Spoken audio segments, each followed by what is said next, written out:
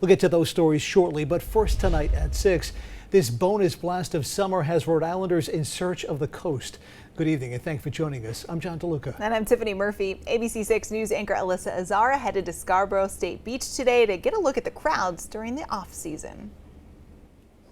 There's been a decent crowd here at Scarborough State Beach today, especially for a Wednesday in September. With the heat advisory today, temperatures can feel like 95 to 100 degrees in certain parts of the state, and that's causing Rhode Islanders to soak up every last bit of summer.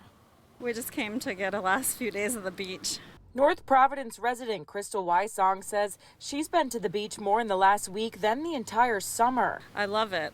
I love it. I didn't get to the beach at all this summer, so just since the weekend we've been twice, so that's good. And beachgoer Joseph Forsalina says, given the fall-like temperatures last week, it's nice to get a few hot days in. Just to enjoy the last few days of summer, try and extend it as much as I can, and taking the heat. Labor Day weekend marks the end of the season for state beaches in the Ocean State, and Forsalina says that has its perks. Not having to pay to get in, for sure, and there's just kind of less people here. But there's also no lifeguards on duty, something Wysong says people should keep in mind when heading to all state beaches off season, but Scarborough in particular. Years ago my son got sucked out, so I would be really careful.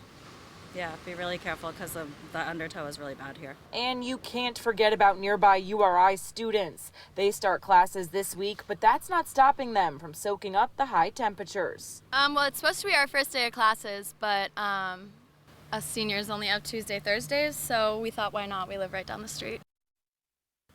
With the temperatures so high, the UV index can also be high, so it's important to protect yourself against the sun and wear sunscreen. For now, in Narragansett, Alyssa Azara, ABC 6 News.